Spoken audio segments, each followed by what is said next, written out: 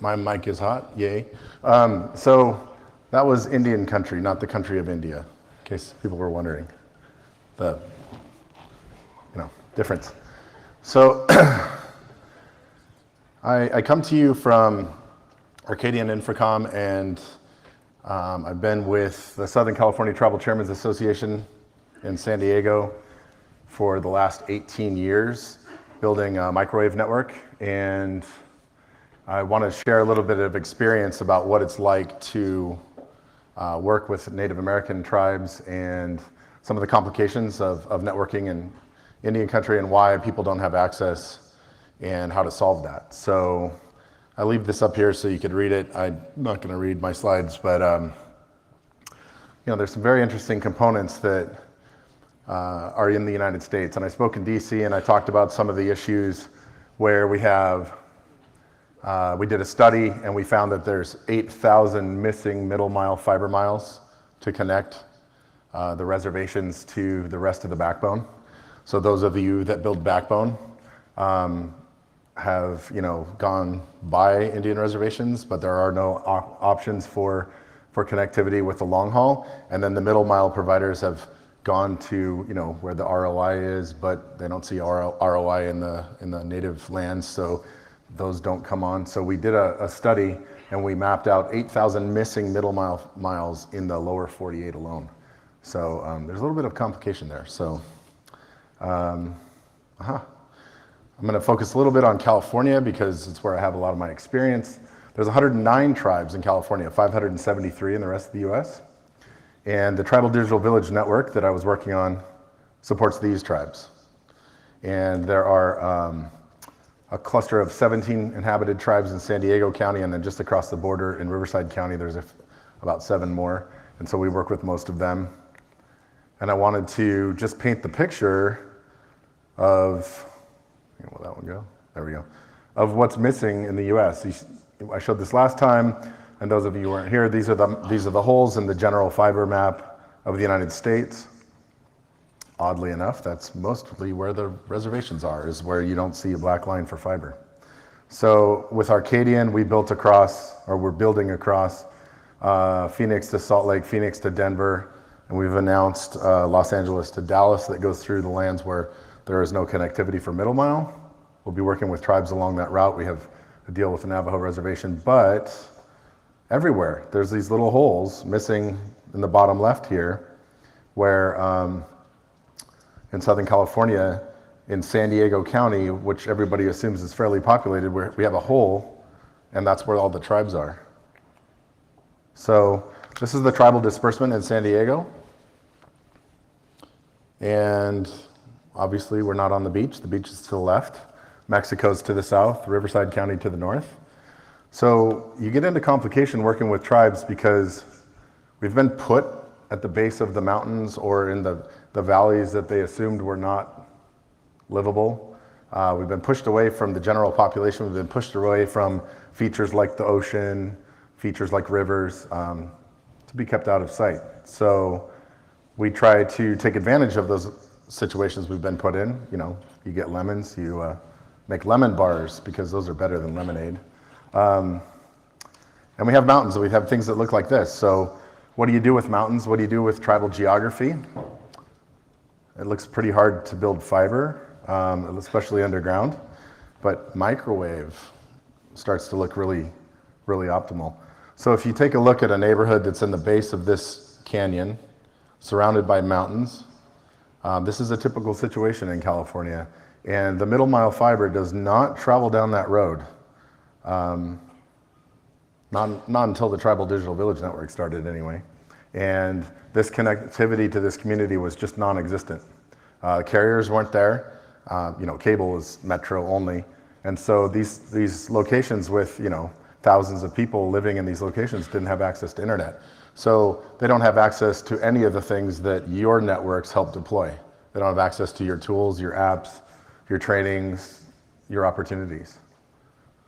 Here's another. I have a bunch of pictures in here just to give you an example, but it looks like a suburban neighborhood overlaid on a nice rural landscape. Some of them are pretty deep canyons. You can't even see the houses in this one. There's about 11. So we do things like build wireless, short microwave hops, long microwave hops. Most of the stuff runs on solar power, and we try to harness the opportunities that we're given. So we're on a mountaintop, we can see everything. We have line of sight. We are in Southern California, we have a lot of sun, so we put out solar panels and we power our systems with solar panels. And we happen to have a lot of really amazing open land with opportunity like this, and the people that are very interested in getting connected. So we've gone through and worked with each of the tribes and built these relay stations that are running on solar power to be able to bring internet to these communities, bring all of the services that you guys provide with your networks. And this is all possible only because at one point along the way, we were able to navigate access to backhaul. In the very beginning, when I started in 2001 with these guys, living with the community, working in the community, owned and operated by the community, we were fighting to get fiber, and we didn't have access to fiber because AT&T wouldn't sell it to us. So we got a DS3, we had copper, and copper was $99 a meg per month. So figure out scale a network with that money. And so we were trying to connect our people and figure out this on copper. Things evolved, fiber got put in the valley, we got access to that fiber. We worked with the state, we worked with some of you in the room, we worked with different players to try to help leverage opportunities and bring in opportunities for the tribes. Then we got access to fiber for the first time. So then we could actually look at a scalable model. We were still at $16 a meg per month, which is still a tough scale, but we had capacity. So we were figuring out how to do this. I like this one because it shows snow in San Diego. People are like, what? But yeah, it snows. We have 6,000 foot elevation mountains sometimes, and so we get access to snow as well. I'm actually looking for a used snowmobile for those of you that live where it snows. Hook me up. But we have a lot of weather stations. We have a lot of, some agriculture. We have some EPA stuff. We're checking water systems and running different tests on reservations and getting it back to towers and using Internet of Things to try to work on stuff in rural communities like this. And so we really need the access to this moving forward. And as communities grow, I think we're looking down at the Rincon community, and so there's now a transient population that comes in because there's a big casino economic development project, and we have, between a few of our casinos, we have the population of Disneyland every day coming through this valley, and so these networks become really important and really key to connecting Indian country and making sure that the safety mechanisms are there that you have in the urban environments and the rural environments. And when you're out in our communities, we want you to be just as safe as you were when you're in your suburb, fancy little happy home. We want to have those same options there. So we're working with the network builders and working with the different opportunities at the federal government to be able to bring these opportunities to tribes. But it's a long battle. So as you build out your infrastructure, as you think about who your end user is and how you are going to work with society and a cross-section of society, don't forget that there's tribes out there that are very eager to work with your products and be involved with your products, but don't have access usually to your products. So because they don't have access to network. So as some of your relationships with other companies come along and they build opportunity and you have philanthropic efforts, I want you to think about tribes and where at some juncture you could support an opportunity to connect tribes. At the moment, there is a frequency that is available come January 1 of 2020. It's called EBS. It's 2.5 gigahertz. It is an educational broadcast spectrum that is it's really not being used properly, let's say. It's a lot of it's leased to one of the carriers or assigned to one of the carriers, and they're taking it back and they're going to auction it off. And the tribes have fought to put this into a tribal priority so that tribes have access to yet another piece of the puzzle to deploy these types of networks. It requires public comment. It requires chiming in from carriers, from providers, from content providers, such as some of you in the room. And And that public comment would support the tribes having access to this spectrum because, we're deploying with unlicensed spectrum on a regular basis. And I guess one of the asks that I will leave with you, as we go through this talk is the fact that when you see opportunities come up and they're talking about spectrum and they're talking about options, there is a tribal priority that we push at the Federal Communications Commission through the National Congress of American Indians. And we're out there talking to them about opportunity, bring this to the tribes, let tribes have a first shake at it, because we're a minuscule part of the landscape of the United States in the current status. And if we had option of that spectrum and those opportunities over tribal land, it's not really going to change the landscape for the carrier or the big industry in the grand scheme of things. So if you have the ability to publicly comment and support these kinds of efforts, we'd love it. We'd love it if you were looking out for the underconnected in the United States. So we've gotten fairly technologically advanced. Several reservations have technical universities. Navajo has 2. We have a lot of training. We train a lot of our community members to teach them how to build solutions like this. We've learned a lot over the years to be able to provide our own connectivity. And we have turned into, I wouldn't say solar experts, but we know a lot more about solar than we ever thought we were going to. It looks more like a solar farm than it does a tower. So, these are some of the things that bring solutions to rural America. Oddly enough, next to our reservations are rural homes that have the same lack of connectivity.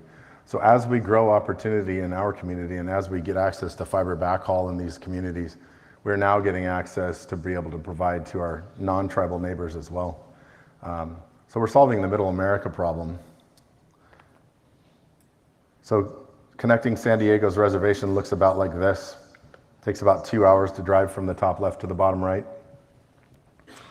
And the only place that there's fiber available in this network is at the top left and the bottom right, which I think is maybe on my next slide. Or it's down the way, I'll show you. So we've resorted to microwave. And as I am in the middle of a transition in my career from building from the ground up to building from the top down, the top down solution with Arcadian Infracom is building large capacity long haul fiber that goes from data center to data center for a specific customer or set of customers, but dragging that line through middle America, dragging that line through tribal America, and leaving opportunity at that doorstep and partnering with folks that will build out, or partnering with the tribe if they already have the wherewithal to put together an opportunity for themselves. So here's another bunch of information, a little bit more technical, which some of you like. So we use every ounce of unlicensed spectrum that's available. We even use licensed spectrum to do point-to-point locations because they're not auctioned off, and it frees up the use of some of the unlicensed that you see in the list here. We're constantly leveraging opportunity with the Federal Communications Commission, with folks like Microsoft, working on the TV whitespace band. We're working with a group of people to try to get the licensing for EBS spectrum, the CBRS spectrum. The 3.5 is coming up for change soon, and we're working on that as well. So to get these people as your customers, there's a big bunch of steps that have to happen to get them online to be able to serve the community so that they can participate in what the rest of the world is doing. We are eager and active, and we really want to be a part of the development of the rest of the internet, and as the things grow and the networks grow. So, we are reaching out as well to try to understand, where we can fit in the modern landscape of options. And if you see this tower here, the old tower is actually a tower that burned, the little one, and the new tower is the taller one. On this site, we actually use every available unlicensed spectrum swath that's out there. So whenever we want to do something new on this tower, we have to take something down. and put something up in that spectrum. Or we have to license a link off of it and to free up some space. So there's clearly not enough opportunity. We like to share this information, obviously. And we have folks here in this picture from the Federal Communications Commission. We also have folks from other tribes. So this was early. This was back in probably 2006 and 2007. And the woman in the kind of pink colored shirt there is a woman named Valerie Fasthorse. And she is the IT director for the Coeur d'Alene tribe in Idaho. And she got out of the military in communications, and she came out for her tribe and visited us during an FCC meeting. And we brought them up the tower, and she stood on that battery box and looked around and said, "Are you kidding me? You can do this with Wi-Fi?" And she got off that box and went home, and she built a fiber and wireless hybridized network in Coeur d'Alene that makes our network look like a hobby. So we're very, very glad to share the opportunity and see the opportunities grow and actually increase the availability for the folks to be on and using the products and the devices that you are developing. So the Tribal Digital Village Network looks like this. We're pretty proud of it. We've rebuilt it 3.5 times based on technology changes, based on power changes, and based on needs of the tribe. We're still building, and the growth now is how to increase quality, which is to make sure that the power never goes down, because we don't have a lot of network problems. We have some issues with the sun occasionally. It hides behind the clouds. So we have to make sure that we have access to power all the time. We did actually put up generators to support our battery solution with the solar. And I have to thank Vint Cerf for that. Vint was very generous in granting us some money to support our power systems to keep a more resilient network through the winter and through the storms. We're trying to build out to approximately 3,000 homes. We currently have access to about half of those homes, and it's an adoption and awareness process, an education process. And as the kids come home from school and say, "I can't do my homework because I don't have internet," either grandma or grandpa or the parents are then signing them up for the TDV service or another internet service, and they're getting their kids online. And it's weird because the kids are teaching all the adults how to use the internet. It's not, none of the adults know how to use the internet, and it's completely in reverse. It's interesting to see a tribal leader that won't know how to turn on a computer or has never used a computer to come up to me on the sidebar on a meeting and say, "Hey Matt, can you increase the bandwidth to our reservation because my grandson is playing this video game or working on this piece of homework, and he's watching a video that's instructional, and that video is skipping and loading slow, and I don't really know what that means, but can you work on that for me?" And so it's kind of a cool shift. I've been there for 18 years, and it's really neat to see the advancement in just the wherewithal, the knowledge base, the change in the landscape, if you will, to see that growth.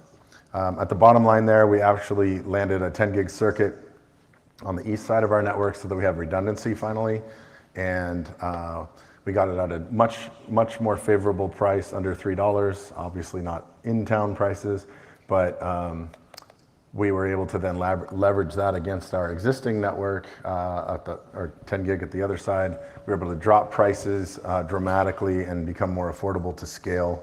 We're actually being able to increase speeds to homes. So this is the kind of solution that you're going to see moving through opportunity in Indian country. And if you're out there building fiber, or if you're out there connecting a community, or if there's an opportunity to use E-rate to leverage the federal government subsidy to bring access to a community, to a library, a school, or a Head Start program, be creative. The tribes have learned very well how to leverage federal monies and not trip over the audit process and actually facilitate like the dig once protocols that are trying to be implemented. Federal money won't pay for the tribe to have its own fiber. It'll only pay for the fiber that goes from A to B to get to the tribe's library. But when the trench is open, we finally broke the rule to be able to lay conduit and fiber of our own. So if you are working on a project with a tribe on that level, and I know some of you through here work on E-rate and do different things with different communities, please be creative in your process and work with the local community to open up opportunities for them to bring fiber into their own community if you have the trench open, or if you're going to do that. Or maybe even build it into your price and opportunity so that they can pay off over time, or work some creative financing out. I just throw a bunch of fun pictures in here. We actually gathered a handful of our towers out of a recycle yard. I would advise no one on the planet to do that ever. It was 120 degrees in El Centro that day on the left, and we actually had to pick the bolts, the nuts, and the washers out of 50-gallon drums. And I'm pretty sure we burned our hands on the metal for the whole afternoon. We all lost weight. It was a pretty good program. We drug them home on a trailer that was designed for what we thought was good enough, and we ended up burning up the brakes. So next time we're going to get it delivered in a box with instructions. On the right side of that photograph, you see us using a tool to stand up a tower next to a building at our data center there. And any tool, any opportunity, any creativity, right? I mean, sometimes you can't get to the top with the equipment. I mean, I can walk up a bit, but I can't get up there with the gear. So a lot of times we have to actually get a helicopter employed. And this guy was a wizard at the stick. He could take 8 loads up and 7 loads down in 1 hour, as long as we had somebody unhooking and hooking at the top and the bottom. Ex-Vietnam pilot. He was brilliant. He's since retired. And then the other one is, me, and I carry stuff up the hill. So here's what the top of a hill solution looks like. We're out there with chainsaws, clearing brush, making sure we don't have fire hazards. We're constantly having to do weed abatement and things like that around our solar panels. And these are the big endpoint solutions that nobody's really thinking about when you're like, hey, I got this cool app and it's going to fly over this network and all these people are going to use it. You probably don't ever think that you got to drill holes in rocks to mount solar panels in between 2 rocks so that the wind doesn't blow it off, because that's 100-mile-an-hour wind on the top of that mountain on a regular basis.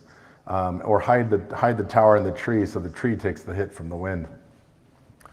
So there are some interesting scenarios there. I was talking about emergency services and things, and our valleys tend to catch on fire. We are in California, which catches on fire regularly, and I do believe we're still on fire today. Los Angeles, I believe. So, these are some of the things that the internet helps be able to increase communications and solve problems. That red stuff on that plane is, you can hardly see it in that photograph, but he's about to dump that on one of our communication towers and save it. The fire's coming up over the back, and our tower's right on the edge, and it's stuck in the smoke, and he's going to hit the tower and save us.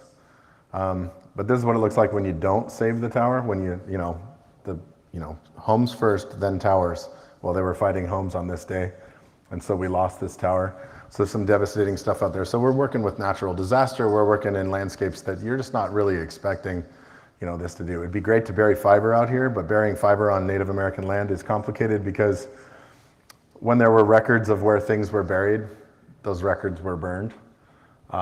We were moved on a regular basis, so reference points and things like that got a little muddy, and we couldn't figure out, was it here by that tree, or was it this tree where this happened? So there's a lot of complication in digging across native land, so a lot of it ends up being this way. And then you get grumpy people that don't understand the internet. You didn't do a good job on your outreach and education, and they get mad and they come up and they break your stuff. So do a better job. A little bit of demographics. We have somebody watching some of our traffic and are taking a look at what we're doing. And interestingly enough, that's the breakdown on how we kind of play on the internet. Crazy enough, the number 1 site is Instagram as far as contact, and then the number 1 site expectedly is Netflix, but typically Facebook's the number 1. Tribal communities are very, very visual, less word oriented, and Instagram plays into that very well, and then YouTube as well. So it makes a lot of sense. And interestingly enough, the traffic on Instagram doesn't go to the outside world. It goes to another reservation. 89% of the time, the contact on Instagram is watching people from other reservations and communities that are within the tribal community of Southern California. And then the median age is pretty dramatic drop too. And I kind of already covered this, so we'll just skip that. It's a bunch of words. And that's me. So I do have about 4.5 minutes or so for questions, and I'd be more than happy to answer any questions, but I just wanted to kind of gloss over the fact that, I'm coming from a situation where I used to build from the ground up, and I'm still affiliated with that group, and I'm still doing their policy work and helping them fight the fight at the FCC and then Congress and things to be able to continue opportunities. However, I am also now working with Arcadian Infracom, and I am building from the top down. I'm changing the landscape with my team of people, and we are dragging that monster fiber path right next to and onto reservations and small towns in USA, and bringing that opportunity in so that more networks like the TDV network can be stood up either by the tribe or by partner organizations or by some of the efforts that you're doing here in the room and partnering with folks to do outreach, to do E-rate, to do things like that. And we're more than eager to open the door to the opportunities to the Native communities, and excited about the future of what that can bring. So if there are any questions, I'm more than happy. Yeah, Martin Levy, Cloudflare. Can you explain the licensing issues within the tribal lands in regards to the FCC? Is there any difference, or is there any subtlety or anything in your favor? So we would love for there to be a difference. We would love to be able to say that our sovereignty covered spectrum, but you got to remember the United States recognized Native Americans as humans in 1926. And the reservation system was long after they took control and created the United States, and therefore it is a resource that has been allocated to the US itself, and it supersedes the reservation system, and we have no claim to it. It's very unfortunate. We are sovereign dependents. We are not sovereign independents of the United States government. And so we do not have any favor when it comes to that as a resource or a utility, like our possession. We have, over the years, been able to, I don't know if it's tug on the heartstrings or make a case for the opportunity to be able to let tribes have a shot at it before somebody else gets it. But that's about all the leverage we have at this point. It's unfortunate. Thank you. Yeah, thank you. Joe Provo, Google. I like this. Thank you for sharing all this information. This is really cool work. You made a lot of mention of the wireless and the fiber, and one of those pictures you mentioned data center. Given the content providers that you are having there, do you have a lot of uptick with CDNs, caches, and people actually deploying with you? Or is that something you should be soliciting of those of us in the room? Yes. So, yeah, a little of both. Well, we already have some conversations going, but we'd love to have some more conversations. So, absolutely. I'll grab your card maybe after. Not my team, but I'll pass it along. Yeah, good deal. Are there any further questions? Thank you very much. Appreciate it.